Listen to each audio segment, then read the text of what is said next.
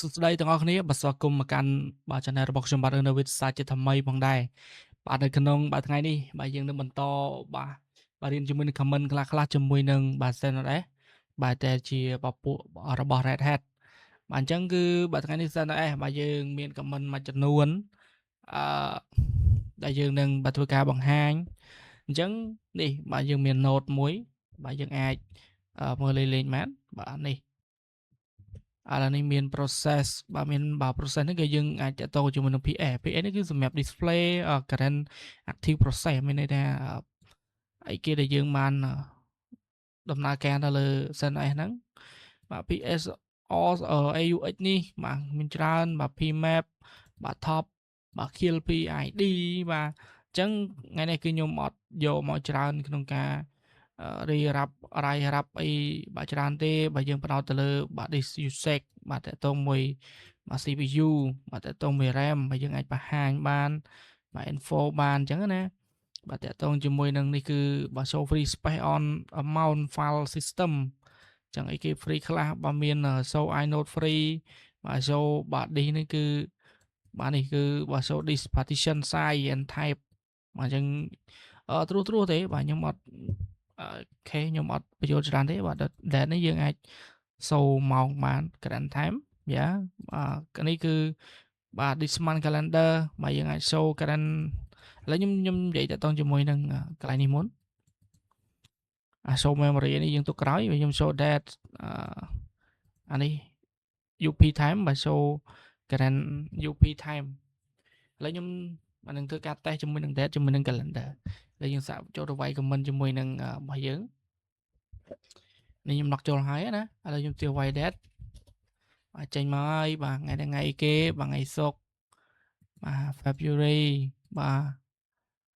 ថ្ងៃទី6នេះឥឡូវនេះម៉ោងប្រហែលម៉ោង 10:25 5 វិនាទីទៀតបាទ time zone មួយឆ្នាំប៉ុណ្ណាបាទគឺចេញមកអស់ហើយចុះទៅយើងវាយខាលអញ្ចឹងនឹងចេញ calendar នៅក្នុងថ្ងៃហ្នឹង calendar គេបង្ហាញជា table មកល្មងបាទមាន Sunday Monday Tuesday Wednesday អីចឹងទៅមួយអាទិត្យហ្នឹងហើយគេបញ្ជាក់ហើយបាទថ្ងៃនេះគឺថ្ងៃអីគេបាទគឺគេដាក់ហើយបាទនិយាយទៅដូច calendar យើងធម្មតាអញ្ចឹងថ្ងៃនេះគឺថ្ងៃ6ឥឡូវយើងក្លេចទៅមើល note របស់យើងវិញអញ្ចឹងអានេះគឺអាខំនេះខ្ញុំទុំអត់ធ្វើការបង្ហាញទេហើយខ្ញុំបង្ហាញត្រួសប៉ុណ្ណឹងឥឡូវយើងចូលមកកាន់ topic របស់យើងសាកវាយ comment មើល PS មិនចេញអីគេបាទឥឡូវ PS បាទនេះបាទចេញមកហើយស្អីគេខ្លះនេះបាទ PID បាទឥឡូវយើងមកមើលបាទនេះគឺ display your current active process ជាង active process របស់យើងមានអីគេខ្លះបាទមានPID នេះបាទវាប្រៀបបានដូចជា ID អញ្ចឹងណាបាទអញ្ចឹងពាក្យពេញរបស់ PID របស់យើងគឺបាទមានយើងអាចបានហៅបានថាជា process ID ហ្នឹងគឺជាពាក្យពេញរបស់ PID អញ្ចឹងយើងអាចនេះគឺ find all process ID relate to telnet process ឥឡូវយើងសាកវាយមើលps .aux grep ps .aux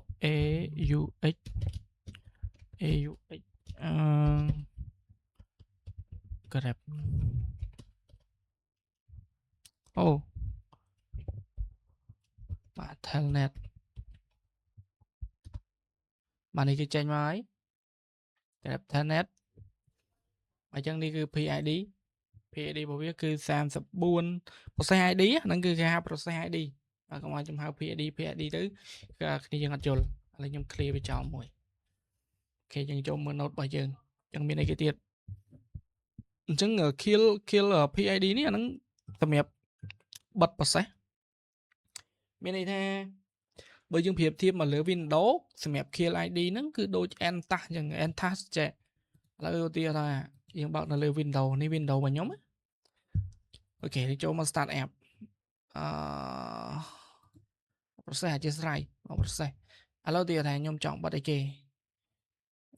បិទ Telegram ខ្ញុំបិទ Telegram ចោលអញ្ចឹងយើងចុច Enter អានេះគឺការប្រើប្រាស់ជាមួយនឹង UI តែសម្រាប់នៅលើបាទ CentOS គឺយើងអត់មានប្រើអញ្ចឹងទេ គឺគេប្រើ kill ហើយ PhD ហ្នឹង PhD មិញដូចបានខ្ញុំភ្លេចបាត់ហើយសេចមើលសិនអត់ខ្ញុំចង់ kill process ហ្នឹងចោល kill យើងដាក់មកដក PhD ហ្នឹងគឺ34 369អូខេ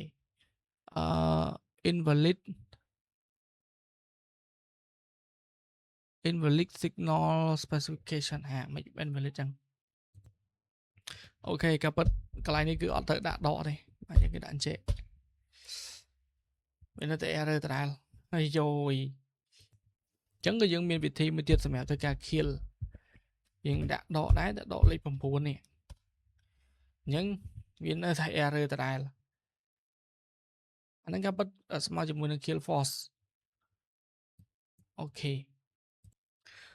ឥឡូវខ្ញុំបាន check ហើយច្រើនហើយដោយសារថា CPU របស់យើងគឺមក0ទាំងអស់នេះបាទទោះបីយើងវាយ comment មួយ top ពេលយើងមើល live process របស់យើងអញ្ចឹង CPU របស់យើងគឺបាទ still always 0បាទនេះមានអានេះមួយ 0.3 នេះគឺលុបអត់កើតទេបាទវាគឺ worker event បាទអញ្ចឹងតើតើមួយ kernel របស់ Linux អញ្ចឹងវាអាចលុបបានទេអញ្ចឹងឥឡូវយើងបញ្ចប់ការ kill តាមប៉ុណ្ណឹងចុះអូខេហើយយើងដើម្បីបញ្ចប់ process top ហ្នឹងគឺយើង control Z មើល control C មកអញ្ចឹងខ្ញុំ clear មកមួយសិនកុំឲ្យញ៉ៃពេកអូខេឥឡូវយើងទៅមើល node របស់យើងទៀតឥឡូវកន្លែងនេះអានេះគឺ BG list stop or background job ឥឡូវយើងសាកមើលអានេះខ្ញុំមកដែរតេស្តដែរនេះមានន័យថាយើងតេស្តមួយគ្នាណាBG comment វា BG អានេះគឺ top 3ដងនេះហើយយើងបានបញ្ចប់ FG bring the most recent job to foreground អូខេឥឡូវយើងតេស្តទៀត FG បើយើងគួយចេះតេស្តមកអានេះស្តៀង line ដែរស្តៀង top ដែរអញ្ចឹងវា line មករហូត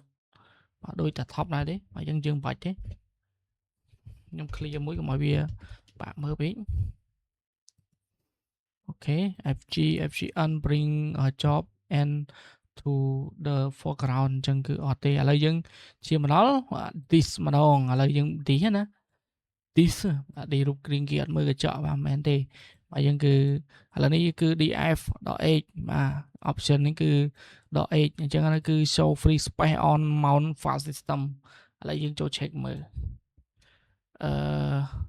df.h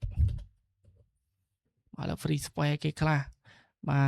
ใน file system របស់យើងមានសារមានប្រើប្រាស់ហើយបាទនៅសល់បាទហើយយូរអស់ម៉ានមកនៃគេបាទនៅណាបាទឥឡូវនេះគឺត្បូងនៅ Dell Maper CS root អញ្ចឹងសាយរបស់យើងគឺ17G យើងប្រើប្រាស់អត់តែ 2.1G ទេបាទ available នៅសល់ប្រមាណនេះបាទ 15G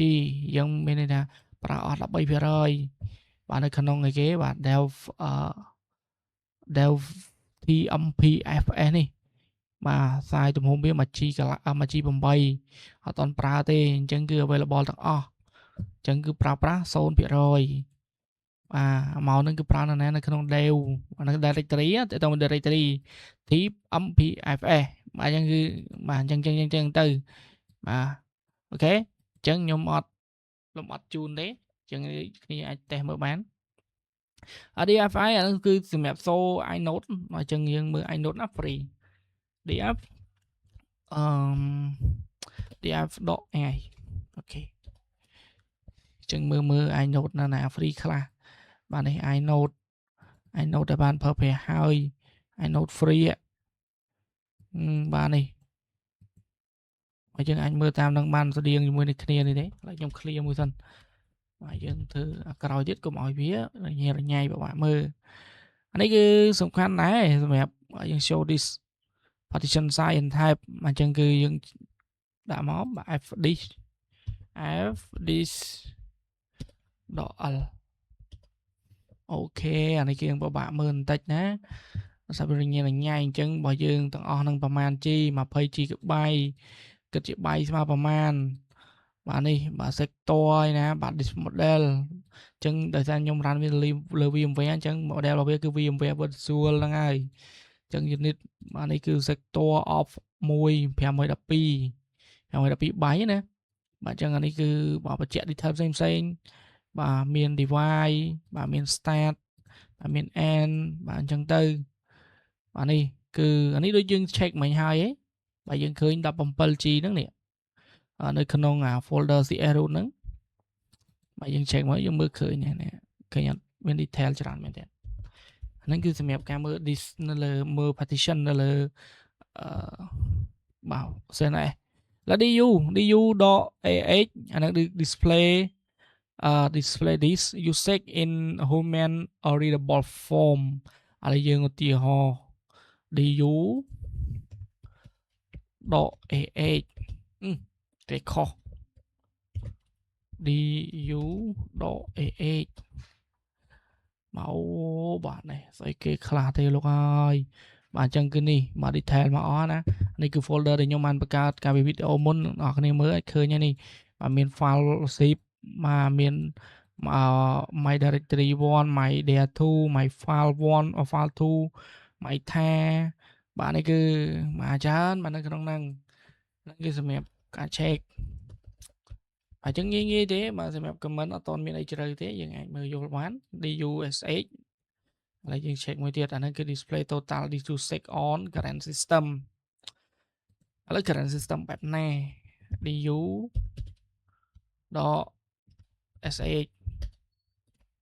តែខុសទៀតហើយស្អីអាសញ្ញាហ្នឹងមកតាម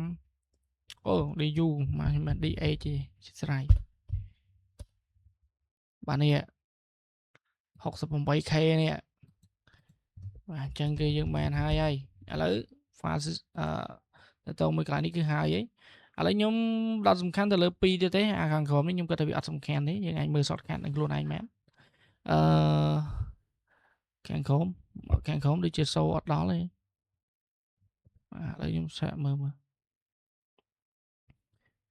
បានតាម file manager ចេះមើលឃើញអត់ចាស់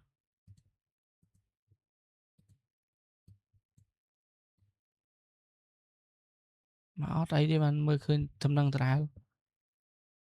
បាទនេះមើលឃើញអស់ណាអូខេនេះអញ្ចឹងខ្ញុំអត់ display នេះទេខ្ញុំបន្ថែមតែ2នេះទៀតគឺបញ្ចប់វីដេអូហ្នឹងហើយអញ្ចឹងអូខេកុំឲ្យខាតពេលវេលាយូរយើងបញ្ចប់វាតែម្ដងអញ្ចឹងនេះតកតងជាមួយនឹង CPU information អញ្ចឹងបាទយើងចាប់តាមតែម្ដងcat pros ហើយវាយ CPU info អញ្ចឹង CPU info របស់យើងមានគេខ្លះ processor មាន vendor ID មាន CPU family មាន model អីគេ model name នេះចំនួនទី12 Intel Core i5 stepping microcode CPU megahertz card size មាន physical ID មាន sibling មាន core ID មាន CPU core បាទយើងគឺ detail មកចប់តែម្ដង